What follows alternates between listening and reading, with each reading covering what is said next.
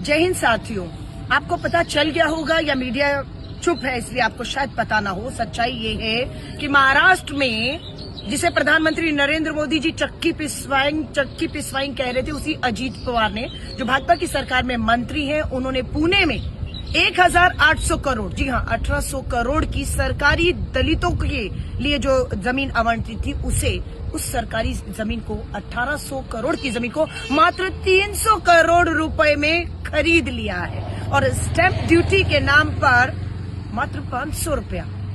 एहसान किया है उन्होंने। आज श्री राहुल गांधी जी ने इस मुद्दे को उठाया और प्रधानमंत्री जी को जवाब देने के लिए कहा है कि किस तरीके से महाराष्ट्र के पुणे में जो दलितों को आवंटित जमीन थी, जिसकी कीमत जो है 1800 करोड़ थी, उसे मात्र 300 करोड़ में अजीत पवार के बेटे पार्थ पवार को कैसे मिल जाती है। और जब इस पे बात हुई, हाहाकार हुआ, विपक्ष का दबाव बना, क्योंकि चोरी के वोट से बनी सरकार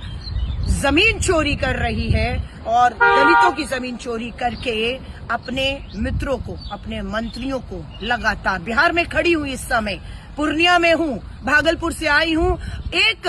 रुपए की कीमत में करोड़ों की जमीन, कौड़ियों के दाम नरेंद्र मोदी जी ने भागलपुर में अपने पूंजीपति मित्र अडानी को दी और महाराष्ट्र में करोड़ों की जमीन। यही राहुल गांधी जी का कहना है, जब एक वोट चोरी की सरकार बनती है तो वो जमीन भी चोरी करती है, आपके हक अधिकार भी चोरी करती है। और आज प्रधानमंत्री जी खामोश हैं, इस पे कानूनी कार्रवाई होनी चाहिए, हमारी मांग थी। तो बताया गया FIR हो गई है, ये बताया जा रहा है, एहसान कर रहे हैं आप हमारे ऊपर FIR करके, लोगों के ऊपर, महाराष्ट्र के लोगों पर FIR होगी, बताया जा रहा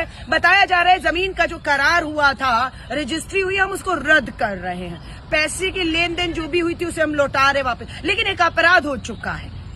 एक भ्रष्टाचार हो चुका है, एक जमीन का घोटाला एक बार फिर से, जिन्हें चक्की पिसवा रहे थे नरेंद्र मोदी जी, आप उसी अजीत पवार ने अपने बेटे के नाम कर दिया है। अब आप जो भी लिपापोती करिए, सच्चाई सामने आ चुकी है और ये सच्चाई आज देश के सामने है। प्रधानमंत्री जी की चुप्पी इन लोगों को बचाने का काम कर रही है, तो क्योंकि इन्हीं की वजह से प्रधानमंत्री नरेंद्र मोदी जी, आपकी वोट चोरी की सरकार महाराष्ट्र हो, हरियाणा हो, मध्य प्रदेश हो, बिहार हो या दिल्ली तक बची हुई है। और ये चीज पर लोगों को चुप नहीं रहना चाहिए, आपके हक छीने जा रहे हैं, आवाज उठाइए।